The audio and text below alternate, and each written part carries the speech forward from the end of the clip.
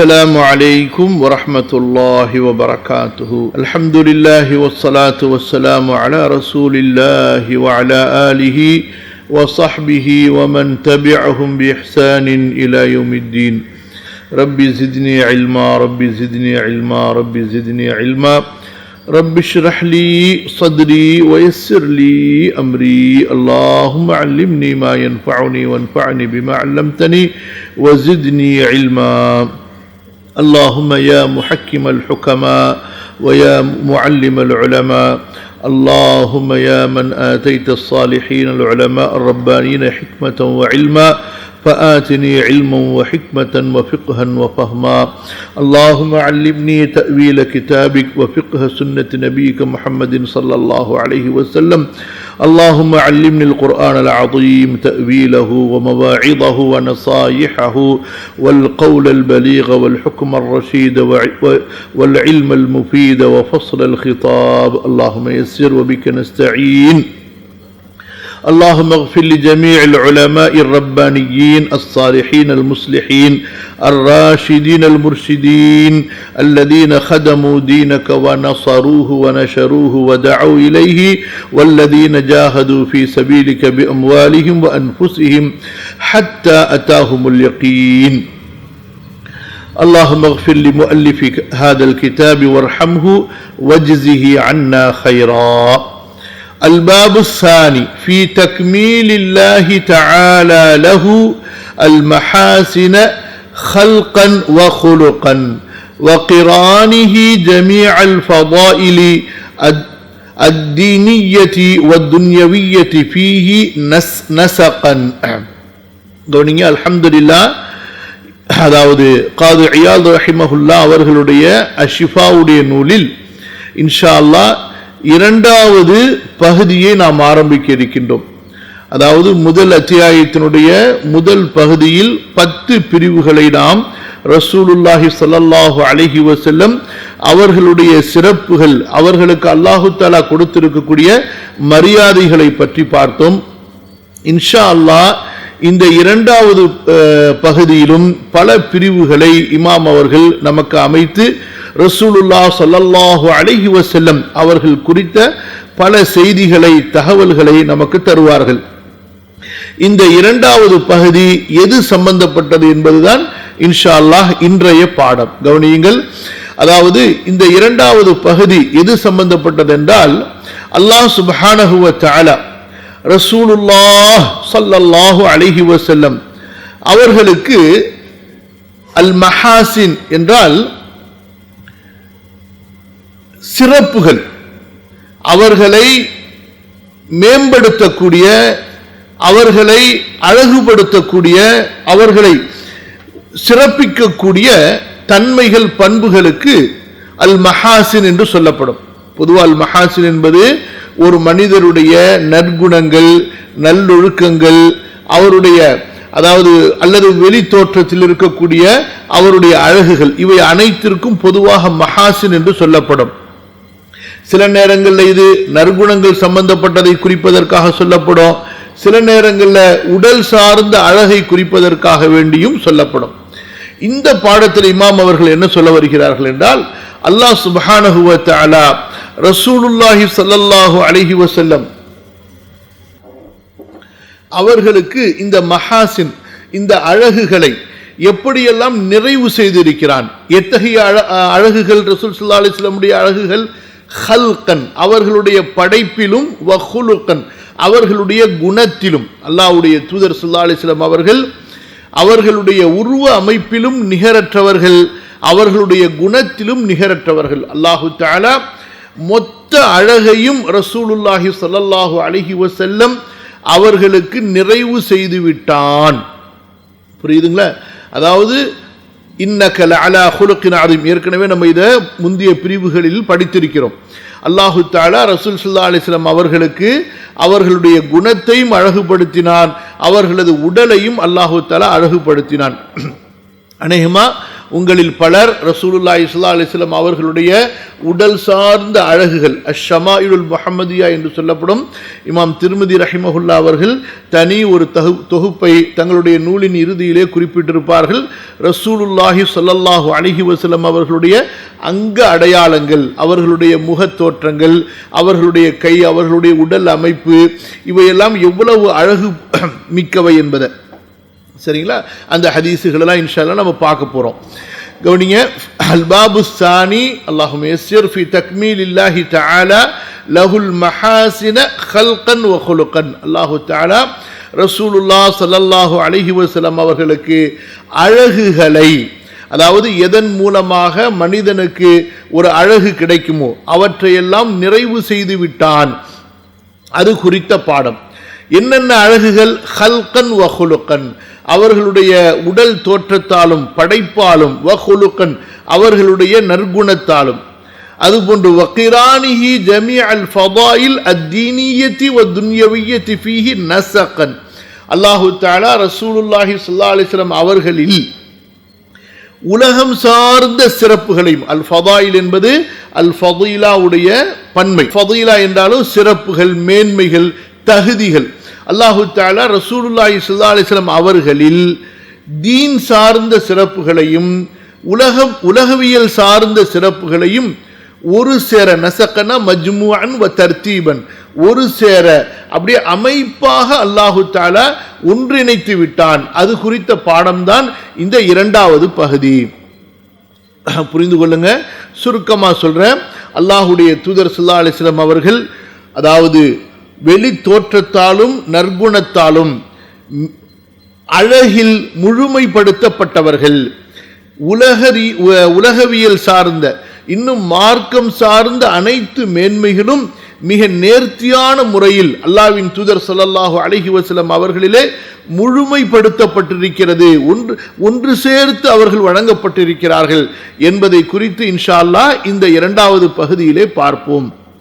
இமாம் அவர்கள் சொல்கிறார்கள், இஅலம் அய்யுஹல் முஹிப்பு லிஹாதன் நபியில் கரீம் அல் பாஹிஸு அன் தஃபாஸீல் ஜுமல் கத்ரிஹில் அதீம் அன்ன ஹிஸாலல் ஜலாலி வல் கமாலி ஃபில் பஷரி நவ்ஆனி ضروريٌ دنيوي اقتضته الجبلة وضرورة الحياة الدنيا ومكتسب ديني وهو ما يحمد فاعله ويقرب إلى الله تعالى ويقرب إلى الله تعالى زلفى. ثم هو على فنين أيضا، منها ما يتخلص لأحد الوصفين ومنها ما يتمازج ويتداخل. கவனிங்க. இந்த அதாவது இந்த பாராவுடைய தொடக்கத்தில் இமாம் அவர்கள் சொல்லக்கூடிய அந்த வாசகத்தை பாருங்க. இஅலம் அறிந்துகொள், யாரை குறித்து தான் பேசுகிறேன், யாருக்காக இந்த நூலை எழுதினேன் என்பதை இமாம் அவர்கள் இந்த இடத்தில் நினைவூட்டுகின்றார்கள். இந்த இமாம் இந்த இடத்துல என்ன வாக்கியத்தை, என்ன சொற்றொடரை, என்ன ஒரு சொல் அந்த அமைப்பை பயன்படுத்துகிறார்களோ அது நாம் மிக மிக சிந்திக்க வேண்டியது, நம்முடைய உள்ளத்தில் நாம் கேள்வி கேட்டுக்கொள்ள வேண்டிய முக்கியமான செய்தி. என்ன சொல்கிறார்கள்? கண்ணியமிக்க இந்த நபியை நேசிப்பவனே என்று அழைக்கிறார்கள். தன்னுடைய புத்தகத்தை படிக்கக்கூடியவர்களை இமாம் அவர்கள் எப்படி அழைக்கிறார்கள்? இஅலம் அய்யுஹல் முஹிப்பு லிஹாதன் நபியில் கரீம் ஸல்லல்லாஹு அலைஹி வஸல்லம், கண்ணியமிக்க இந்த நபியை நேசிப்பவனே. இங்கே முதலாவது விஷயம், யாருடைய உள்ளத்தில் நபியுடைய முஹப்பத் இருக்கிறதோ, அந்த முஹப்பத் என்ற அந்த அன்பின் சுவையின் தேடல் இருக்கிறதோ அவரை இங்கே இமாம் அவர்கள் அழைக்கிறார்கள். அப்படி என்றால் யாருக்கு அந்த முஹப்பத் இல்லையோ, அல்லது அந்த முஹப்பத் தனக்குள் வர வேண்டும் என்ற தேடல் ஆசை இல்லையோ, அவர்களுக்கு இந்த புத்தகத்தால், இந்த கல்வியால் பலன் இருக்காது. அல்லாஹு தஆலா ரசூலுல்லாஹி ஸல்லல்லாஹு அலைஹி வஸல்லம் அவர்களுடைய அன்பை கொண்டு நம்முடைய உள்ளங்களை நிரப்புவானாக. அல் முஹிப், ரசூலுல்லாஹ்வை நேசிப்பவனே என்று அழைக்கிறார்கள் இந்த புத்தகத்தை படிப்பவர்களை. அல்லாஹு தஆலா நம்முடைய உள்ளத்தில் இது நாள் வரைக்கும் அந்த ஒரு முஹப்பத் இல்லை என்றாலும், அதாவது எப்படி இருக்க வேண்டுமோ, இமாம் அவர்களுடைய இந்த ஒரு அழகான அழைப்பை அல்லாஹு தஆலா நமக்காக பொருந்தி கொண்டு எந்த ஒரு முஹப்பத்தை இந்த நூலை வாசிப்பதின் மூலமாக ரசூலுல்லாஹுடைய உம்மத்தின் உள்ளங்களிலே கொண்டு வர வேண்டும் என்ற ஒரு உயர்ந்த நோக்கத்திற்காக இமாம் அவர்கள் எழுதினார்களோ, அந்த முஹப்பத்தை அல்லாஹு தஆலா எனக்கும் உங்களுக்கும் சுவைக்க வைப்பானாக. அந்த முஹப்பத்தை கொண்டு நம்முடைய உள்ளங்களை அலங்கரித்து நிரப்புவானாக அல்லாஹு தஆலா. இரண்டாவது விஷயம், ரசூல் ஸல்லல்லாஹு அலைஹி வஸல்லம் நமக்கு முன்னாடி இப்ப இருக்கின்றார்களா? நாம் ரசூலுல்லாஹிற்கு முன்னாடி இப்பொழுது அமர்ந்திருக்கிறோமா என்றால் இல்லை.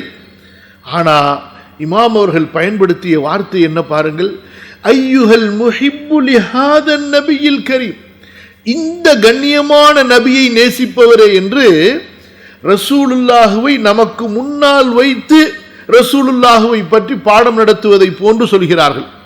அல்லது நம்மை அவர்களுடைய சபைக்கு அழைத்து சென்று வைத்து அமர வைத்து நமக்கு ரசூலுல்லாஹி ஸல்லல்லாஹு அலைஹி வஸல்லம் அவர்களை பற்றி சொல்வதை போன்று அந்த வாசகத்தை அமைத்திருக்கிறார்கள். ஏன்? நாம் ரசூல் ஸல்லல்லாஹு அலைஹி வஸல்லம் அவர்களுக்கு முன்னால் இல்லை, ரசூல் ஸல்லல்லாஹு அலைஹி வஸல்லம் அவர்கள் நமக்கு முன்னால் இல்லை என்று இருக்கும் பொழுது இந்த கண்ணியமிக்க நபியை நேசிப்பவரே என்று சுட்டி காட்டுகிறார்கள் என்றால் என்ன சொல்ல வருகிறார்கள் என்றால், அரபி மொழியில ஒரு அழகான ஒரு வாக்கிய தொடருடைய அமைப்பு இருக்கிறது. இல்திஃபாத் என்று சொல்வார்கள். அதாவது மூன்றாவது நபராக ஒருவரை பற்றி பேசப்பட்டு வரும் பொழுது சிறிது நேரத்தில் அந்த மூன்றாவது நபராக வைத்து பேசப்பட்டவரை இரண்டாம் நபராக ஆக்கி முன்னிலைப்படுத்தி பேசப்படும். உதாரணமாக, நாம் சூரத்துல் ஃபாத்திஹாவை ஓதுகிறோம். இதனால் வரை எத்தனை நபர்கள் இந்த சூரத்துல் ஃபாத்திஹாவின் வாக்கிய தொடரை சிந்தித்திருப்பீர்கள்? அல்லாஹ் அறிந்தவர். இந்த சூரத்துல் ஃபாத்திஹாவினுடைய தொடரிலே அல்லாஹு தஆலா முதலாவதாக தன்னை அடியானுக்கு மூன்றாவது நிலையில் வைக்கிறார். எப்படி? பிஸ்மில்லாஹிர் ரஹ்மானிர் ரஹீம், பேரருளாளன் பேரன்பாளன் அல்லாஹுவின் பெயரால், அல்ஹம்துலில்லாஹி ரப்பில் ஆலமீன், அகிலங்களின் இறைவன் அல்லாஹுவிற்கே எல்லா புகழும், அர் ரஹ்மான் அர் ரஹீம், அளவற்ற அருளாளன் நிகரற்ற அன்புடையோன், மாலிகி யௌமித்தீன், தீர்ப்பு நாளின் அதிபதி. இந்த இடத்துல அடியான் அல்லாஹுவை ஒரு மூன்றாவதாக படற்கையில் வைத்து புகழ்கிறார். இப்படி புகழ்ந்ததற்கு பிறகு அல்லாஹ்வுடைய அந்த சிஃபத்துகள் சொன்னதற்கு பிறகு அல்லாஹ்வுக்கு இவன் நெருக்கமாகிவிட்டான். அடியான் அல்லாஹ்விடத்திலே நெருக்கமாக்கப்பட்டு விட்டான். அல்லாஹ் தஆலா அந்த அடியானை தன்னுடைய சமூகத்திற்கு அழைத்து கொண்டான். நீங்க தக்பீர் கட்டி அல்லாஹ்வுடைய வாசலுக்கு வெளியில நின்று கொண்டு அல்லாஹ்விடத்துல உள்ளே நுழைவதற்கு அவனுடைய புகழை கூறி நீங்கள் அனுமதி தேடியது போன்று, நீங்கள் அல்லாஹ்வுடைய அந்த புகழை சொன்னதற்கு பிறகு அல்லாஹ் உங்களுக்கு அனுமதி கொடுத்து கதவை திறந்து தன்னுடைய சமூகத்திலே நெருக்கமாக்கி உங்களை தனக்கு முன்னால் வைத்து விட்டான். இப்பொழுது நீங்கள் அடுத்து வாக்கியத்தை அமைக்கிறீர்கள். எந்த அல்லாஹுவை மூன்றாவதாக வைத்து படற்கையில் வைத்து எல்லா புகழும் அல்லாஹுவிற்கே, அகிலங்களின் இறைவன், அளவற்ற அருளாளன், நிகரற்ற அன்புடையோன், தீர்ப்பு நாளின் அதிபதி என்று அவனை நீங்கள் புகழ்ந்தீர்களோ, இப்பொழுது நீங்கள் சொல்கிறீர்கள் இய்யாக நஅ்புது வ இய்யாக நஸ்தஈன், உன்னையே வணங்குகிறேன் என்று, உன்னிடத்திலேயே உதவி தேடுகிறேன் என்று.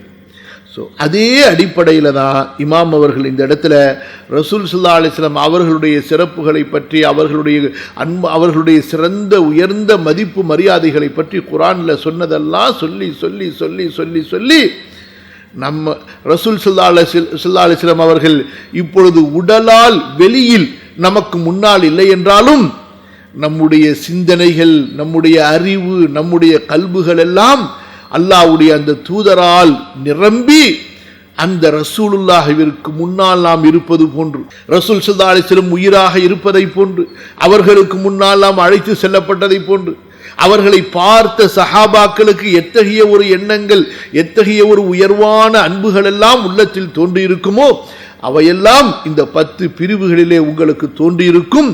அந்த ரசூலுல்லாஹுவை நமக்கு முன்னால் இப்பொழுது அந்த ஒரு கற்பனையிலே கொண்டு வந்து அவர்களுக்கு முன்னால் நாம் இருப்பது போன்று, அவர்கள் நமக்கு அருகில் இருப்பது போன்று இமாம் அவர்கள் அந்த ஒரு அரபி மொழியினுடைய அந்த இல்திஃபாத், அதாவது படற்கையில் ஒருவரை பேசி பேசி அவரை பற்றிய நினைவு சிந்தனைகள் எல்லாம் நம்முடைய உள்ளத்திலே அப்படியே குடிகொண்டு ஏறி அதை தவிர வேறு சிந்தனை எதுவும் நம்முடைய சிந்தனையில் இல்லாமல், அவரை தவிர வேறு எந்த நினைவும் நம்முடைய உள்ளத்தில் இல்லாமல் ஆகிவிட்ட போது, அப்படிப்பட்ட ஒரு நிலை வரும் பொழுது நாம் அவருக்கு முன்னால், அவர் நமக்கு முன்னால் வந்துவிட்ட ஒரு நிலை ஏற்படும்.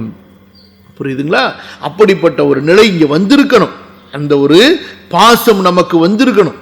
அது அந்த ஒரு பாசம் வந்திருக்கும் என்ற அந்த நம்பிக்கையில் தான் இமாம் அவர்கள் சொல்கிறார்கள், இஅலம் அய்யுஹல் முஹிப்பு லிஹாதன் நபியில் கரீம் ஸல்லல்லாஹு அலைஹி வஸல்லம், இந்த கண்ணியமிக்க நபியை நேசிப்பவனே, அல் பாஹிசு அன் தஃபாஸிலி ஜுமல் கத்ரிஹில் அதீம், ரசூலுல்லாஹுடைய மகத்தான கண்ணியங்களை எல்லாம் மொத்தமாக மிக அதனுடைய மொத்த விளக்கங்களை தேடக்கூடியவனே, அல் பாஹிஸ், அது குறித்து ஆராய்ச்சி செய்யக்கூடியவனே. செஞ்சிருந்தா நமக்கு இது பொருந்தும். நம்ம என்னத்தை படிக்கிறோம், குப்பைகளை கூலங்களை. யார் ஹமர் ராஹிமின், ஒரு நாளைக்கும் ரசூல் ஸல்லல்லாஹு அலைஹி வஸல்லம் ஒரு ஹதீஸை நம்ம தெரிந்து கொண்டால், மனப்பாடம் செய்தால், அவர்களை பற்றிய தகவல்களை, அவர்களை பற்றிய அறிவிப்புகளை நாம் தெரிந்து கொண்டால் எவ்வளவு பிரயோஜனமாக இருக்கும். நமக்கு நேரமாக இல்லை, இருக்கின்றது. குப்பைகளும் கூலங்களும் வீணான விஷயங்களும் நம்முடைய வாழ்க்கையின் நேரங்களை ஆக்கிரமித்திருக்கின்றன. யகூதி பாலஸ்தீனத்தை ஆக்கிரமித்த மாதிரி இந்த குப்பைகள் வீணான விஷயங்கள் எல்லாம் நம்முடைய நேரங்களை ஆக்கிரமித்திருக்கின்றன. கவனிங்க, அல்லாஹ் நம்மை மன்னிப்பாடாக. இமாம் அவர்கள் சொல்கிறார்கள், இந்த கண்ணியமிக்க நபியை நேசிப்பவனே, அவர்களுடைய மகத்தான மதிப்பு மரியாதையின் விளக்கங்களை எல்லாம் தேடக்கூடியவனே, அது குறித்து ஆராய்ச்சி செய்யக்கூடியவனே. சொல்கிறார்கள், புரிந்துகொள், அன்ன ஹிசால் அல் ஜலால் வல் கமால், கம்பீரம், அல் ஜலால் என்றால் கம்பீரம், அதாவது ஒரு பெரிய மதிப்புக்கு அல் ஜலால் என்று சொல்வார்கள். அல் ஜலீல், இதிலிருந்து மதிப்பு மிக்கவர், கம்பீரமானவர். வல் கமால், நிறைவு, அதாவது ஒரு மனிதரிடத்தில் இருக்கக்கூடிய இரண்டு விதமான தன்மைகள், அல் ஜலால் வல் கமால், அவருடைய மதிப்பு மிக்க அந்த உயர்வான தன்மைகள். அதுபோன்று அவரை மனிதர்களுடைய உள்ளங்களில் இவர் ஒரு சிறப்பான ஒரு மனிதர், நிறைவுற்ற மனிதர், எல்லா விஷயங்களிலும் இவர் ஒரு முழுமை அடைந்தவர் என்று இருக்கக்கூடிய தன்மைகளுக்கு ஹிசாலுல் கமால் என்று சொல்வார்கள். பொறுமையா, அவரை பற்றி சொல்லவாப்பா வேணும், அன்பா அவரிடத்துல இல்லாததா, அடக்கமா அவரிடத்துல இல்லாததா, அந்த அளவுக்கு ஒரு மனிதனிடத்தில் வரக்கூடிய அந்த தன்மைக்கு பேர் தான் அல் கமால் என்று சொல்வார்கள். இப்ப நம்ம இடத்துல இதெல்லாம் நமக்கு கவனிக்கணும், பரிசீலனை பண்ணணும். அதாவது நம்மில் யாருமே நற்குணமே இல்லாதவர்கள் என்று சொல்ல முடியாது. ஒவ்வொருவரிடமும் நற்குணம் இருக்கும். ஆனா அதனுடைய அளவு என்ன, வாட் இஸ் த லிமிட், அதனுடைய வெயிட் என்ன அப்படின்னா, இப்ப உதாரணத்துக்கு ஒரு பொறுமைன்னு ஒரு குணத்தை எடுத்துக்கொள்ளுங்களேன். இந்த பொறுமையை 1 கோடி பங்கா ஆக்கினால் எவ்வளவு, 1 கோடி பங்காக பொறுமையை நம்ம பார்ட்டா பிரித்தோம் என்றால், அதுல ஒரு பகுதியை அதை திரும்ப இன்னொரு 1000 ஸ்பிளிட் பண்ணோம்னா, பிரித்தோம் என்றால், அந்த ஒண்ணுல ஏதாவது கொஞ்சம் நம்ம இடத்துல ஒட்டி கொண்டிருந்தாலே சுப்ஹானல்லாஹ், இது நம்முடைய நிலைமை. இதே போல எல்லாமே, பொறுமை, அடக்கம், ஒழுக்கம், பணிவு, அதே போல பிறருக்கு கொடுக்கக்கூடிய அந்த இரக்கத்தன்மை, இதெல்லாம் நம்முடைய, அதாவது ஒவ்வொருத்தட்டும் இந்த அளவுக்கு, ஒருத்தவங்கள்ட்ட கூட இருக்கலாம், குறைச்சிருக்கலாம். உதாரணம் சொல்ல, மொத்த நம்ம இடத்துல இருக்கக்கூடிய பண்பை நம்முடைய அன்றாட வாழ்க்கையில நம்ம கவனித்து பார்ப்போமே ஆனால், சுப்ஹானல்லாஹ், இந்த மொத்த 1 கோடி பொறுமையுடைய அளவும் ஒரு மனிதரிடத்தில் இருந்தது என்று சொன்னால் அது ரசூலுல்லாஹி ஸல்லல்லாஹு அலைஹி வஸல்லம். மொத்த அந்த அடக்கம் பணிவினுடைய 1 கோடி பங்கும் ஒரு மனிதரிடத்திலே முழுமையாக இருந்தது என்றால் அவர்கள் அல்லாஹ்வுடைய தூதர் ஸல்லல்லாஹு அலைஹி வஸல்லம். இது ஒரு உதாரணத்துக்கு சொல்றேன். அப்ப அன்ன ஹிசால் அல் ஜலாலி வல் கமால் ஃபில் பஷரி நவ்ஆனி, ஒரு மனிதனில் அவனுக்கு கண்ணியத்தை தரக்கூடிய, அவனை நிறைவுபடுத்தக்கூடிய குணங்கள் 2 வகைகளாக இருக்கின்றன.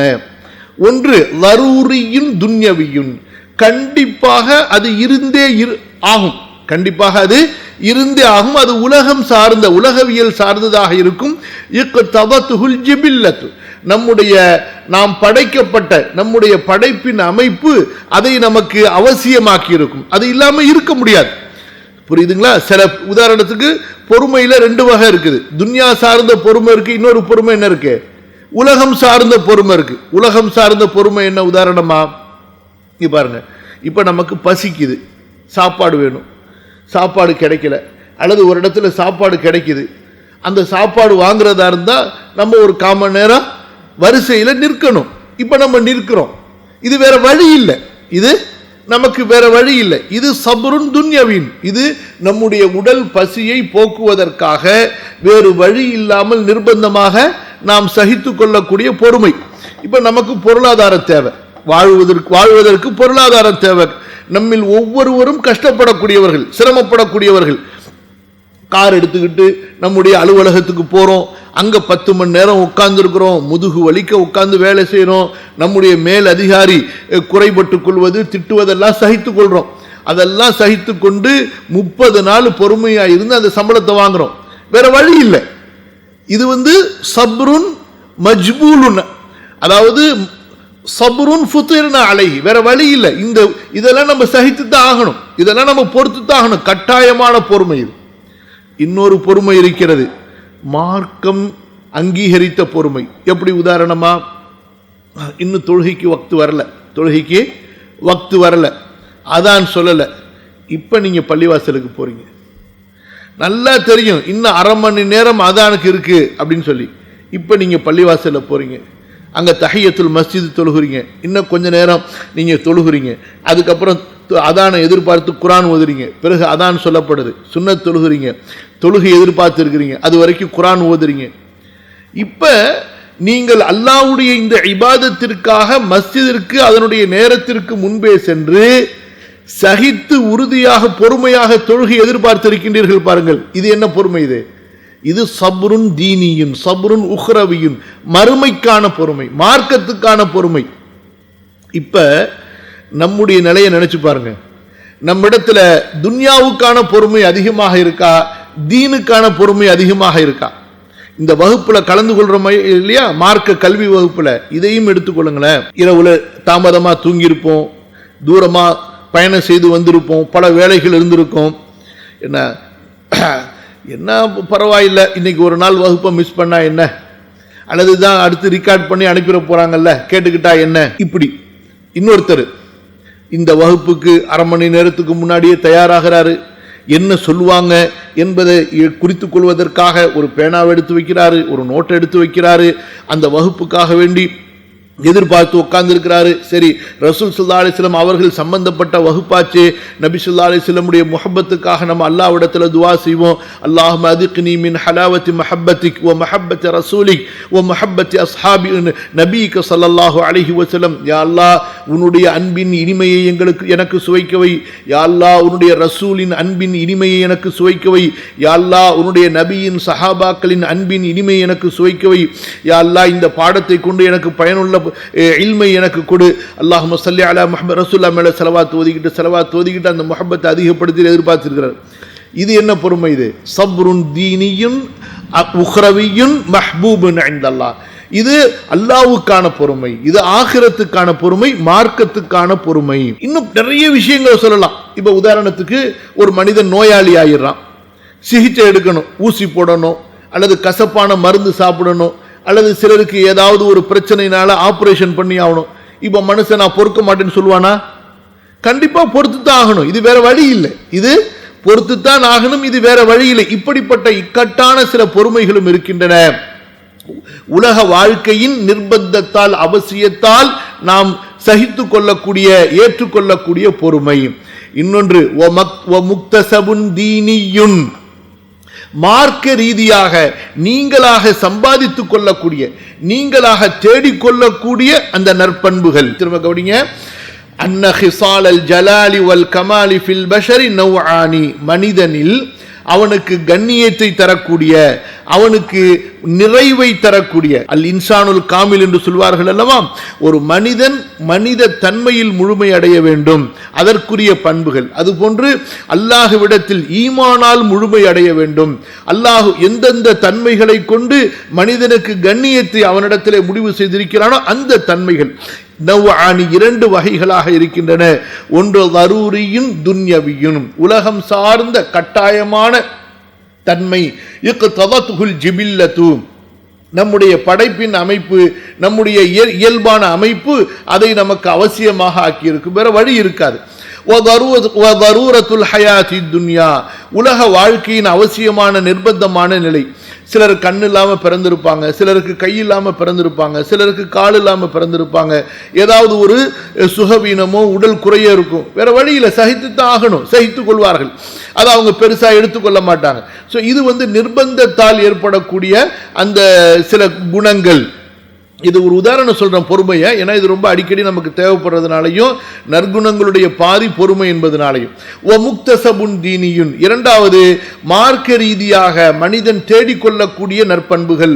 அந்த பண்புகள் எப்படிப்பட்டவை? இந்த மார்க்க ரீதியானது வஹுவமா யுஹ்மது ஃபாயிலுஹு, இதுதான். இந்த பண்புடையவர் தான் அல்லாஹ்விடத்திலே புகழுக்குரியவராக இருப்பார். முக்தசபுன் தீனியுன், இந்த மார்க்க ரீதியான இந்த குணங்கள் இருக்கின்றன அல்லவா, இவைதான் அல்லாஹ்விடத்தில் அடியானை நெருக்கமாக்கி வைக்கும். இப்ப சாப்பாடு வாங்குறதுக்கு நீங்க சிங்கப்பூர், மலேசியா, மற்ற நாடுகளில் பார்ப்பீங்க, இந்தியாவில் அடிச்சுக்கிட்டு நிற்பாங்க, சரியா, மணிக்கணக்காக கியூவில் நிற்பாங்க சாப்பாடு வாங்குறதுக்கோ அல்லது ஒரு ஃப்ரீ பொருள் வாங்குறதுக்கோ. இப்ப இப்படி நின்று சாப்பாடு வாங்கினதுனால அல்லாஹ்விடத்தில் தர்ஜா கூடிடுமா? நம்ம பொறுமைசாலி என்று அல்லாஹ்விடத்தில் புகழப்படுவோமா? ஒருத்தர் டிகிரி வாங்கணும், இப்போ இவர் கஷ்டப்பட்டு படிக்கிறாரு, ராத்திரி எல்லாம் படிக்கிறார், வெறும் இதுக்காக வேண்டி ஒருத்தர் சிரமப்படுறார். இந்த படிப்பை கொண்டு அவருக்கு நோக்கம் எதுவும் இல்லை, வெறும் பொருள் சம்பாதிப்பதை தவிர. இப்படிப்பட்ட நிலையில ராத்திரி விழித்திருப்பதை அவர் சகித்துக் கொள்கிறார். அப்ப இதுக்காக வேண்டி அல்லாஹ்விடத்தில் அவருக்கு கிரேடு கூடுமா? கூடாது. புரியுதா? இப்போ ஒருத்தர் தொழுகைக்காக வேண்டி சிரமப்படுறார், ஜமாத்துக்காக சிரமப்படுறாரு, குர்ஆன் ஓதுறதுல சிரமப்படுறாரு, ஒருத்தருக்கு அல்லாஹ்வுக்காக உதவி செய்ய வேண்டும் என்பதில் சிரமப்படுகிறார். இப்படியான அந்த நற்குணங்கள், எந்த நற்குணங்களை மார்க்கத்திற்காக வேண்டி அவர் தனக்குள் கொண்டு வருகிறாரோ, அல்லாஹ்வுக்காக கொண்டு வருகிறாரோ, இத்தகைய நற்குணங்கள் இருக்கின்றன அல்லவா. இந்த நற்குணத்தை உடையவர்கள் அல்லாஹ்விடத்திலே புகழுக்குரியவர்கள். இத்தகைய நற்குணம் தான் அவரை அல்லாஹ்விடத்திலே நெருக்கமாக்கி வைக்கும். மற்றபடி பொதுவாக உலகம் சார்ந்த விஷயங்கள் இருக்கு பாருங்க. இப்ப படிப்பு உதாரணமா சொன்னேன். கண்டிப்பா படிக்கணும், கஷ்டப்பட்டு படிக்கணும், கடின முயற்சியோட படிக்கணும், உயர்வான படிப்பை படிக்கணும், நீயத்தோட. எதோட? நீயத்தோடு. இந்த படிப்பை கொண்டு நான் என்னுடைய உம்மத்துக்கு உதவுவேன், இதனால் சம்பாதிக்கக்கூடிய செல்வத்தை கொண்டு தேவை உள்ளவர்களுக்கு உதவுவேன், அல்லாஹ் எனக்கு அனுமதித்த அதாவது வழியில் இந்த உலகத்தை நான் அல்லாஹ்வுடைய மார்க்கத்திற்கு லேசாக்கி வைப்பேன், செழிப்பாக்கி வைப்பேன் என்ற நீயத்து சேருமையானால் உங்களுடைய மருத்துவத்தை கொண்டு, உங்களுடைய இன்ஜினியரிங்கை கொண்டு, இன்னும் உங்களுடைய எல்லா வகையான உலக கல்விகளை கொண்டும் அல்லாஹ்விடத்திலே கண்டிப்பாக நன்மை இருக்கும். விஷயத்துக்கு வாங்க. ثم هو على فنين ايضا ثم هي على فنين ايضا சொல்கிறார்கள். இன்னும் இதை இரண்டு வகைகளாகவும் பிரிக்கலாம். மின்ஹா மா யதخلص لاحد الوصفين ومنها ما يتمازج ويتداخل. அதாவது சில குணங்கள் இருக்கின்றன, அவை தனி குணங்கள், அவ்வளவுதான். அந்த ஒரு குணமே தனி குணம். சில குணங்கள் இருக்கின்றன, ஒன்றுக்குள் ஒன்று உள்ளே நுழைந்ததாக இருக்கும், ஒன்றுக்குள் ஒன்று, அதாவது ஒன்றுக்குள் ஒன்று இணைந்ததாக இருக்கும். எப்படி? உதாரணமா இப்ப அடக்கம்ங்கிறோம், பணிவுங்கிறோம், இறங்கி போறதுங்கிறோம், இதெல்லாம் ஒரு வெளிப்பாடு. ஆனா எல்லாம் சேர்ந்து ஒரு பணிவு என்று அந்த தன்மைக்குள்ளார வந்துடும். விட்டு கொடுத்தல், அடக்கம், பணிவு, தன்னை தாழ்த்தி கொள்ளுதல்.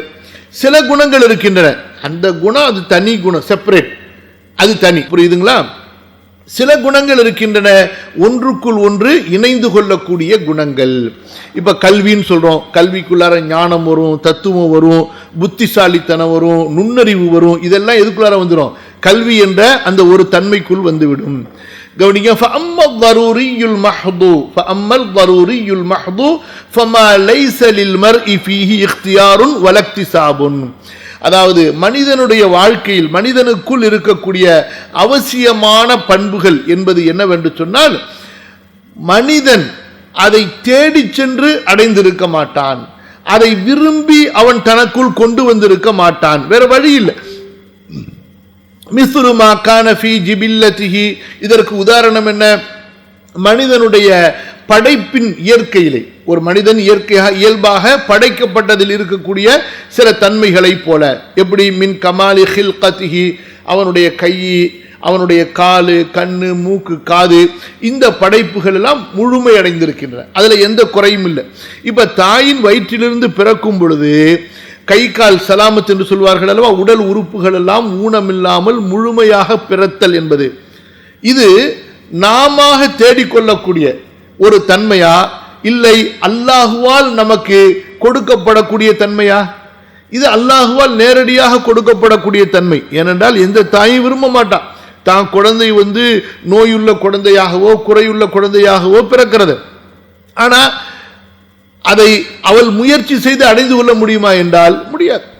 புரியுதுங்களா? அப்படி முடியும் என்று சொன்னா யாரு குறையுள்ள குழந்தையை பெற்றெடுப்பா? யார் உடல் ஊனமுள்ள குழந்தையை பெற்றெடுப்பார்கள்? யாருமே பிறக்க மாட்டாங்க. அப்ப இது அல்லாஹுவால் நமக்கு கொடுக்கக்கூடிய முற்றிலும் ஒரு அல்லாஹ்வோடு சம்பந்தப்பட்டது மட்டுமான ஒரு தன்மை. மின் கமாலி ஹில்கதி வ ஜமாலி சூரத்திஹி, அதே போல உருவம் அழகாக இருப்பது. உருவம் அழகாக இருப்பது எல்லாருக்கும் விருப்பம்தான். நம்ம வெள்ளையா இருக்கணும், உயரமா இருக்கணும், ஒல்லியா இருக்கணும், நம்ம கண்ணு இப்படி இருக்கணும், நம்ம காது இப்படி இருக்கணும், மூக்கு இப்படி இருக்கணும். அதுக்கு நம்ம ஒரு பொம்மையை தான் செய்ய முடியுமே தவிர, நாம் எப்படி அல்லாஹ் நம்மை படைத்தது போன்று அல்லாஹு தஆலா யாருக்கு உடல் ரீதியான என்ன அழகை கொடுக்கின்றானோ அந்த அழகு அவ்வளவுதான். எதையும் நம்ம மாற்றிக்கொள்ள முடியுமா? நம்முடைய நிறத்தை மாற்ற முடியுமா? நம்முடைய கண்ணை மாற்ற முடியுமா? சிலருக்கு கண்ணு சிறுசா இருக்கும், சிலருக்கு கண்ணு பெருசா இருக்கும், சிலருக்கு காது பெருசா இருக்கும், சிலருக்கு மூக்கு பெருசா இருக்கும், சிலர் உயரமா இருப்பாங்க, சிலர் குட்டையா இருப்பாங்க. இதெல்லாம் அதாவது லைஸ லில் மர்இ ஃபீஹி இக்தியாருன் வலக்திசாபுன், இதுல மனிதனுக்கு எந்த விதமான சுய விருப்பமும் இல்லை, அவனால் இதை எடுத்துக்கொள்ள முடியும். இக்திசாப் என்று சொன்னால் என்னால் நானே இதை உருவாக்கி கொள்ள முடியுமா என்றால் உருவாக்கி கொள்ள முடியாது. சரி, கவனிங்க. மிஸ்ரு மா கான ஃபீ ஜிபில்லதிஹி மின் கமாலி ஹில்கதிஹி வ ஜமாலி சூரத்திஹி, அதே போல வ குவ்வத்தி அக்லிஹி, அவனுடைய அறிவின் ஆற்றல் வலிமை. அல்லாஹு தஆலா சிலருக்கு ஒரு விஷயத்தை ஒரு தடவை சொன்னாலே புரிந்து கொள்வார்கள், சிலருக்கு ஒரு விஷயத்தை ஆரம்பித்தாலே அந்த விஷயத்தினுடைய இறுதியை புரிந்து கொள்வார்கள், சிலருக்கோ 10 முறை விளக்கினால் கூட அவர்களால் புரிவது சிரமமாக இருக்கும். இது அக்கல், அல்லாஹ் புத்தி சம்பந்தப்பட்டது. இதுவும் அல்லாஹ்வின் புறத்திலிருந்து கொடுக்கப்படக்கூடியது. அவர் சரியாக புரிந்து கொள்வது. அவருடைய நாவன்மை, பேச்சு தெளிவாக இருப்பது. அவருடைய உடல் உறுப்புகள், அவருடைய உடல் உணர்வுகள் வலிமை உள்ளவையாக இருப்பது. சிலர் சொல்லுவீங்க, இவனுக்கு என்னடா மூக்கு, இவ்வளவு நமக்கு வாசமே அடிக்கல, இவனுக்கு இப்படி வாசம் அடிக்குதுங்கிறானே. சில பேர் கேட்பாங்க, ஏன்டா உன் கண்ணு என்னடா கண்ணு, எப்படா கழுகு பார்வையாடா அப்படின்னு கேட்பாங்க. சிலருக்கு காது பயங்கர கேட்கக்கூடிய தன்மையா இருக்கும், ரகசியமா சில பேர் அதாவது ரொம்ப துணுன்னு பேசினா கூட அவங்களுக்கு தெளிவா கேட்கும், சிலருக்கு பக்கத்துல வச்சு சங்கு ஊதுனா கூட புரியாது. இது இந்த மாதிரி பல விஷயங்கள் இருக்கின்றன. புரியுதுங்களா? வ குவ்வத்தி ஹவாசிஹி வ அஅதாஹி, அவருடைய உடல் உறுப்புகளுடைய வலிமை. சில பேருக்கு அல்லாஹு தஆலா கை காலில் திடகாத்திரமான வலிமையை கொடுத்திருப்பான், வேலை செஞ்சுக்கிட்டே இருப்பாரு. சில பேருக்கு 2 வேலை செஞ்சவன கை வலிக்குது, கால் வலிக்குது, கண்ணு வலிக்குது, மூக்கு வலிக்குது, முதுகு வலிக்குது, அதோட பிளாட்டா படுத்துவான். இதெல்லாம் எல்லாம் அல்லாஹ்வின் புறத்திலிருந்து கொடுக்கப்படக்கூடியது. வஅ்திதாலி ஹரகாத்திஹி, அதே போல அவருடைய அசைவுகள், அவருடைய செயல்பாடுகள் நிதானமாக இருப்பது. சிலரை பாருங்க பதஷ்டப்படுவாங்க, அவசரப்படுவாங்க. அதே போல சிலர் பார்த்தீங்கன்னா கரெக்டா எல்லா வேலையுமே நிதானமா செய்து கொண்டே இருப்பார்கள். வ ஷரஃபி நஸபிஹி வ இஸ்ஸத்தி கௌமிஹி, அவருடைய சிறப்பான பரம்பரை, அவருடைய கௌம், அவருடைய கபீலா கண்ணியமிக்கதாக இருப்பது. வ கரமி அர்திஹி, அவர் வசிக்கக்கூடிய நாடு ஒரு கண்ணியமான சங்கையான மதிக்கப்படக்கூடிய ஒரு நாடாக இருப்பது. இதெல்லாம் என்ன அடிப்படை? இதெல்லாம் அல்லாஹ்வின் புறத்திலிருந்து கொடுக்கப்படக்கூடிய, அல்லாஹ்வின் புறத்திலிருந்து ஏற்பாடு செய்யப்பட்ட தன்மை. புரியுதுங்களா? நமக்கு எல்லாருக்கும் ஆசைதான் நம்ம மக்கால பிறக்கணும்னு, நமக்கு எல்லாருக்கும் ஆசை தான் மதீனால பிறந்திருக்கணும்னு சொல்லிட்டு. ஆனால் ஒரு விஷயம் பாருங்க, நம்ம மக்கால பிறக்கலைனாலும் மதீனால பிறக்கலைனாலும் அந்த மக்காவுடைய ரப்புக்கு அருகாமையில் அவனுடைய சன்னிதானத்திலே சமீபமாக இருக்கலாம். மதீனாவில் நாம் பிறக்கவில்லை என்றாலும் அந்த மதீனாவுடைய ரசூல் ஸல்லல்லாஹு அலைஹி வஸல்லம் அவர்களுக்கு நெருக்கமானவர்களாக முஹப்பத்தானவர்களாக இருக்கலாம். இந்த தீன் நம்மிடத்தில் இருக்குமானால், மக்கா மதீனாவுடைய முஹப்பத் இருக்குமானால். நான் முதல் தடவை மக்காவுக்கு போனேன், மதீனாவுக்கு போனேன். நான் அப்படியே பார்த்துக்கிட்டே இருந்தேன். அப்போ சில விஷயங்களை புரிஞ்சு கொண்டேன், சில விஷயங்களை பற்றி யோசித்தேன். சுப்ஹானல்லாஹ், உலகத்தில் எங்கெங்கேயோ பல முஸ்லீம்கள் இருக்கிறார்கள், எங்கெங்கேயோ பல முஸ்லீம்கள் இருக்கிறார்கள். இந்த மக்காலிருந்து மதீனாவிலிருந்து எவ்வளவு தூரத்தில் இருக்கிறார்கள். ஆனால் அவர்களுடைய உள்ளமோ அந்த மக்காவை நோக்கி இருக்கிறது, அந்த மக்காவின் மீது நேசம் கொண்டதாக இருக்கிறது, மதிப்பு கொண்டதாக இருக்கிறது. உள்ளத்தால் அவர்கள் மக்காவிற்கும் மதீனாவிற்கும் நெருக்கமானவர்களாக இருக்கிறார்கள், அதை நேசித்தவர்களாக இருக்கிறார்கள். சில பேர் அந்த மக்காலேயே வசிக்கிறாங்க, அந்த மக்காவிலேயே வசிக்கின்றார்கள். அந்த மஸ்ஜிது நபவிக்கு அருகிலே மதீனா முனவராவிலே வசிக்கின்றார்கள். ஆனால் அவர்களோ அந்த மக்காவுடைய ரப்பிடமிருந்து தூரமாக இருக்கிறார்கள், அந்த மதீனாவுடைய மஸ்ஜிதிலிருந்து தூரமாக இருக்கிறார்கள். அவர்களுடைய மார்க்கப்பற்று, அவர்களுடைய குணம், அவர்களுடைய செயலால் முற்றிலுமாக அவர்கள் அல்லாஹ்விடமிருந்து ரசூலிடமிருந்து பிரிந்திருக்கிறார்கள். புரியுதா? அதனால நாம் மக்கால இல்லையே என்ற கவலை நமக்கு இருக்கலாம், மதீனால இல்லையே என்ற கவலை நமக்கு இருக்கலாம். ஆனால் அல்லாஹ் சுப்ஹானஹு வ தஆலா மக்காவில் மதீனாவில் நீ இருந்தாலும் இல்லை என்றாலும் அந்த மக்கா நகரத்தில் அல்லாஹ் இறக்கிய வேதமும் அந்த மதீனா நகரத்தில் அல்லாஹ் இறக்கிய வேதமும் உன்னுடைய கல்வியிலே இருக்குமானால், அந்த மக்கா நகரத்திற்கும் மதீனா நகரத்திற்கும் அல்லாஹ் எதை கொண்டு சிறப்பை கொடுத்தானோ, அல்லாஹுடைய வீடு, அல்லாஹுடைய வேதம், அல்லாஹுடைய நபி ஸல்லல்லாஹு அலைஹி வஸல்லம், அந்த வேதத்துடைய நபியுடைய மார்க்கம் நம்மிடத்தில் இருக்குமானால் அல்ஹம்துலில்லாஹி ரப்பில் ஆலமீன், அல்லாஹ் அதை கொண்டுதான் பொருந்தி கொள்கிறான். புரியுதுங்களா? யா அர்ஹமர் ராஹிமீன், யா ரப் யா ரப் யா ரப் ரப்பி ஸித்னி இல்மா. ரொம்ப நீங்களும் பல அனுபவங்கள் பெற்றிருப்பீங்க. என் உஸ்தாத் 1997 முதல் உம்ரா செய்ய போகிறேன். இமிகிரேஷன் முடித்து கஸ்டம்ஸுக்கு வர்றேன். அங்கே ஒரு அரபி, கிட்டத்தட்ட ஒரு 27 வயசு ஒரு அரபி இருப்பார். அவர் வெளிநாட்டில் படித்தவர், கஸ்டம்ஸில் வேலை பார்க்குறாரு. அப்போ என்னுடைய பெட்டியை சரி பார்க்குறாரு, பொருள்களை பிரித்து பார்க்குறாரு. அவர் என்கிட்ட பேசுகிறார், விசாரிக்கிறார். அந்த அரபி சொல்கிறாரு, ஜித்தாவில் இருக்கிறவர், ஜித்தாவுடைய குடிமகன், பூர்வீக அரபி, இது வரைக்கும் நான் மக்காவுக்கு போகல அப்படின்னு. சுப்ஹான் அல்லாஹி ரப்பில் ஆலமீன். அப்போ அவருக்கு கொஞ்ச நேரம் நாங்கள் சில விஷயங்களை சொன்ன உடனே அல்ஹம்துலில்லாஹ் ஆசைப்பட்டார், நானும் இன்ஷா அல்லாஹ் உடனே மக்காவுக்கு வரேன்னு சொல்லி. அப்போ யோசிச்சு பாருங்க, சுப்ஹானல்லாஹ், இங்கே நேற்று கலிமா சொன்ன ஒரு 15 வயசு வாலிபன், ஷஹாதா சொன்ன ஒரு வாலிபன் அல்லாஹ்வை பற்றி ரசூலுல்லாஹை பற்றி சொன்ன உடனே நான் மக்காவுக்கு போகணும், உம்ராவுக்கு போகணும், மதீனாவுக்கு போகணும்னு ஆசைப்படுறாரு. அங்கே மக்கா மதீனாவுக்கு அருகில பிறந்த ஒரு அரபிய வாலிபர், அரபிய வம்சத்தில் அரபிய குலத்தில் பிறந்தவர், 27-28 வயசு ஆகிவிட்டார். இதுவரை நான் மக்கா சென்றதில்லை, அங்கு செல்ல வேண்டுமோ என்பதை கூட அவர், அதனுடைய சிறப்பு உணர்வுகளை கூட அறியாமல் இருக்கிறார். அல்லாஹ் அக்பர். புரியுதுங்களா? யா அல்லாஹ், ரொம்ப ஒரு நிலைமை மோசமாகிட்டு இருக்கு, அல்லாஹ் பாதுகாக்கணும். சரி, விஷயத்துக்கு வாங்க. எதுக்கு சொல்ல வந்தேன்னா, வக்கரமி அருதி, அவருடைய வசிக்கக்கூடிய நாடு கண்ணியமாக சங்கையாக இருப்பது. புரியுதுங்களா? நம்ம எல்லாருக்கும் ஒரு விருப்பம் இருக்குன்னு வச்சுங்களேன், நீ விரும்பின நாட்டில் பிறடா அப்படின்னு அல்லாஹ் ஆலமுல் அருவாஹில் சொல்லியிருந்தான்னு வச்சுங்க. யாராவது இந்தியாவில் பிறக்கதை விரும்பியிருப்பீங்களா? விரும்பியிருக்க மாட்டீங்க. ஏன் அஜர்த்து நீங்கள் அப்படி சொல்கிறீங்கன்னு என்கிட்ட கேட்பீங்க நீங்கள். ஆமாம், அதனால தானே இந்தியா விட்டுட்டு போய் வெளிநாட்டில் உட்காந்துருக்கிறீங்க. புரியுதா இல்லையா? அப்படின்னு நான் சொல்றதுனால யாரும் கோச்சிக்காதீங்க. வக்கரமி அர்திஹி. அடுத்து வயல்ஹகு பிஹி மா ததுஊஹு தரூரத்து ஹயாத்திஹி இலைஹி. அடுத்ததாக இது முதலாவது விஷயம். இது நேரடியாக அல்லாஹ்வுடைய அந்த படைப்பின் ஏற்பாட்டால் மனிதனுக்கு கொடுக்கப்பட்டவை. அது என்னென்ன? அவனுடைய அழகான உருவம், அழகான படைப்பு, அவனுடைய உறுப்புகள் முறையாக இருப்பது, முழுமையாக இருப்பது, அவனுடைய அறிவு வலிமையாக இருப்பது, அவனுடைய புரிதல் சரியாக இருப்பது, அவனுக்கு கொடுக்கப்பட்ட நாவன்மை, அதே போல் அவனுடைய உடல் உறுப்புகளின் சக்திகள், ஆற்றல்கள் முழுமையாக நிறைவாக இருப்பது, அவனுடைய செயல்பாடுகள் சரியாக இருப்பது, அவனுடைய வம்சத்தினுடைய பரம்பரை சிறப்பாக இருப்பது, அவனுடைய குடும்பத்தினருக்கு கிடைத்திருக்கக்கூடிய கண்ணியம், அதே போல அவன் பிறந்திருக்கக்கூடிய பூமிக்கு இருக்கக்கூடிய கண்ணியம். இரண்டாவது என்ன? வயல்ஹகு பிஹி மா ததுஉஹு தரூரத்து ஹயாத்திஹி இலைஹி. இரண்டாவது என்னவென்றால் அவனுடைய வாழ்க்கையின் சூழ்நிலையால் அவசியமாக கூடிய சில விஷயங்கள். எப்படி? மின் கதாயிஹி வ நௌமிஹி வ மல்பஸிஹி வ மஸ்கனிஹி வ மன்கஹிஹி வ மாலிஹி வ ஜாஹிஹி. எப்படி? உதாரணமா, ஒரு மனிதன் அவனுடைய உணவு, அவனுடைய தூக்கம், அவன் உடுத்தக்கூடிய ஆடை, அவன் வசிக்கக்கூடிய இடம், அவன் திருமணம் முடிக்கக்கூடிய இடம், அவனுடைய காசு பணம், அவனுடைய பதவி. இப்ப இதெல்லாம் என்ன? இதுவும் அல்லாஹு தஆலா விதியில எழுதுனது ஒரு தரூரத்.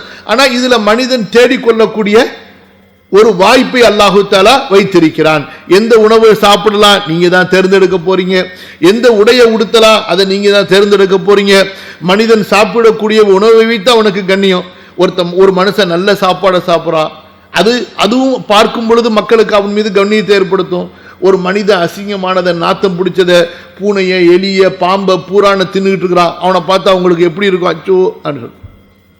அதே போல அவன் திருமணம் முடிக்கக்கூடிய இடம், அவன் வசிக்கக்கூடிய வீடு, அவன் சேகரித்து வைத்திருக்கக்கூடிய செல்வம், அவன் இருக்கக்கூடிய பதவி. ஸோ இது எல்லாமே தக்தீர்ல இதெல்லாம் இருந்தாலும் கூட இது மனிதன் தேடிக்கொள்ளக்கூடிய விஷயங்களும் இதில் அடங்குகின்றன. அதனால இதையும் நம்ம முன்னாடியோட சேர்க்கலாம். வயல்ஹகு பிஹி மா ததுஉஹு தரூரத்து ஹயாத்திஹி இலைஹி மின் கதாஇஹி வ நௌமிஹி வ மல்பஸிஹி வ மஸ்கனிஹி வ மன்கஹிஹி வ மாலிஹி வ ஜாஹிஹி.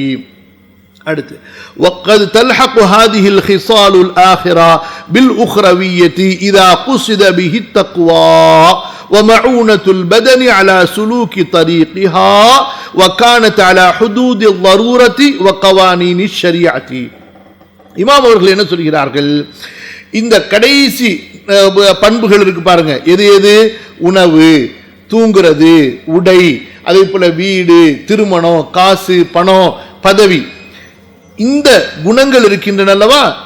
இந்த குணங்களை நான் ஏற்கனவே உங்களுக்கு சொன்னதுதான், இமாம் சொன்னதுல இருந்து நான் சொல்லியிருக்கிறேன். இந்த குணங்கள் இருக்கின்றன அல்லவா? இந்த குணங்களை ஆகிரத்துடைய குணத்தோடும் கொண்டு போய் நாம் சேர்க்கலாம். எப்போது சேர்க்கலாம்? நியத்தை கொண்டு. இந்த குணங்களை கொண்டு, இந்த தன்மைகளை கொண்டு, இதா குஸித பிஹா அத்தக்வா, இறையச்சம் நாடப்படுமே ஆனால், இறையச்சம் நாடப்படுமே ஆனால், அல்லது இதா குஸித பிஹி அத்தகவ்வி அலா தீனில்லா, அல்லாஹ்வுடைய மார்க்கத்தில் நான் வலிமை பெற வேண்டும், இதை வைத்து அல்லாஹ்வுடைய மார்க்கத்தை நிலைநிறுத்த வேண்டும் என்பது நோக்கமாக இருக்குமானால், அதுபோன்று வமஊனத்துல் பதனி அலா சுலூகி தரீகிஹா, ஆகிரத்துடைய பாதையில் நான் நடப்பதற்கு எனக்கு, என்னுடைய உடலுக்கு, உயிருக்கு இவை உதவியாக இருக்க வேண்டும் என்பதற்காக. புரியுதுங்களா? அப்ப இந்த துன்யாவுடைய விஷயங்கள் எது? நம்முடைய உடை, நம்முடைய தூக்கம், நம்முடைய இருப்பிடம், நம்முடைய மனைவி, நம்முடைய குடும்பம், நம்ம சம்பாதிக்கக்கூடிய செல்வம், நாம் தேடிக்கொள்ளக்கூடிய பதவிகள், இவற்றை மறுமையுடைய குணங்களோடும் கொண்டு போய் நாம் சேர்க்கலாம். எப்போது என்றால், இதன் மூலமாக நமக்கு தக்வா நோக்கமாக இருக்குமானால், ஆகிரத்துடைய பாதையில் செல்வதற்கு நமக்கு உதவியாக இருக்க வேண்டும் என்பது நமக்கு நோக்கமாக இருக்குமானால் என்று சொல்லிட்டு அங்கேயும் ஒரு புள்ளியை வைக்கிறார்கள் பாருங்கள். இமாம் என்ன சொல்கிறார்கள்? வகானத் அலா ஹுதூதில் தரூரத்தி, அவசியமான அளவுக்குள் இருக்க வேண்டும். ஒருத்தன் சொல்றான், காசு சம்பாதிக்கிறேன், எதுக்குடா சம்பாதிக்கிற, நிறைய தர்மம் செய்யணும்னு சொல்லிட்டு சம்பாதிக்கிறான். கடைசியில மொத்தமா இவனுடைய தொழுகையை மறந்துடுறான், கடைசியில இவனுடைய ஆகிரத்தை மறந்துடுறான். வெறும் தர்மம் கொடுக்கறதுக்கு சம்பாதிக்கிறான், இவனுடைய ஆகிரத்தை மறந்துடுறான். அப்படி அல்ல, எல்லாமே அலா ஹுதூதில் தரூரத்தி, ஒரு எல்லை, அவசியமான கட்டாயமான அந்த எல்லைக்குள் இருக்க வேண்டும். வகவானீனி ஷரியாத்தி, ஷரியத்துடைய சட்டங்களுக்கு உட்பட்டு இருக்கணும். இப்ப காசு சம்பாரிச்சு நான் தர்மம் பண்ண போறேன்னு சொல்லிட்டு மற்றவனை ஏமாத்தலாமா? ஒப்பந்தங்களை மீறலாமா? மோசடி செய்யலாமா? தொழில நாணயம் இல்லாமல் நடந்துக்கலாமா? ஏண்டா இப்படி சம்பாதிக்கிற, அப்படின்னு கேட்டால் சம்பாரித்து நானும் அங்கே சேர்த்துக்கிறேன், 4 பேருக்கு தர்மம் தான் பண்ண போகிறேன், இதெல்லாம் வேலைக்கு ஆகாது. நோக்கம் நல்ல நோக்கமாக இருப்பது நாம் செய்யக்கூடிய ஹராமை நமக்கு ஹலாலாக்காது. அல்லாஹ் பாதுகாக்கணும். புரியுதுங்களா? خير وقد تلحق هذه الخصال الآخرة بالأخروية إذا قصد به التقوى ومعونة البدن على سلوك طريقها وكانت على حدود الضرورة وقوانين الشريعة. இப்போ இன்ஷா அல்லாஹ் அடுத்து இரண்டாவது அம்மல் முக்தசபத்துல் உக்ரவியத்து, மறுமைக்காக வேண்டி மனிதன் தேடிக்கொள்ளக்கூடிய நற்குணங்கள். இன்ஷா அல்லாஹ் அடுத்த அமர்விலே பார்ப்போம். இந்த ஒரு விஷயத்தை இமாம் அவர்கள் ஒரு முன்னுரையாக சொல்வது எதற்காக வேண்டி என்று சொன்னால், ரசூல் ஸல்லல்லாஹு அலைஹி வஸல்லம் அவர்களுடைய 2 வகையான பண்புகளையும் நம்ம பேச போறோம். அல்லாஹ் அவர்களுக்கு இயல்பாக கொடுத்ததையும் பேச போகிறோம். அடுத்து அவர்கள் அல்லாஹ்வுடைய அருளால் இந்த மார்க்கத்திற்காக வேண்டி தனக்குள் கொண்டு வந்த அந்த அற்புதமான தன்மைகளையும் பற்றி நம்ம பேச போறோம். அது நமக்கு புரியறதுக்காக வேண்டிதான் இமாம் அவர்கள் இந்த ஒரு சுருக்கமான விளக்கம் சொல்றாங்க. நற்குணங்களை பற்றி பெரிய பெரிய இமாம்கள் அதை நமக்கு விரிவாக எழுதியிருக்கிறாங்க. அந்த விஷயங்களை தான் ரொம்ப சுருக்கமான சில வரிகள் இமாம் அவர்கள் சொல்லியிருக்கின்றார்கள். ஓரளவுக்கு இன்ஷா அல்லாஹ் உங்களுக்கு புரிஞ்சிருக்குன்னு நினைக்கிறேன். அல்லாஹ் சுப்ஹானஹு வ தஆலா நம்முடைய ஒவ்வொரு குணத்தையும் சிறப்பாக ஆக்கி வைப்பானாக. நற்பண்புகளை கொண்டு அல்லாஹ் நம்மை அலங்கரிப்பானாக. ஒவ்வொரு கெட்ட குணத்தை விட்டும், தீய எண்ணங்களை விட்டும், தீய குணங்களை விட்டும், தீய செயல்களை விட்டும், தீய பண்புகளை விட்டும் அல்லாஹு தஆலா நம்மை பரிசுத்தப்படுத்துவானாக. ஆமீன். ஜஸாக்குமுல்லாஹு கைரன் வ பாரக்கல்லாஹு ஃபீக்கும். அஸ்ஸலாமு அலைக்கும்.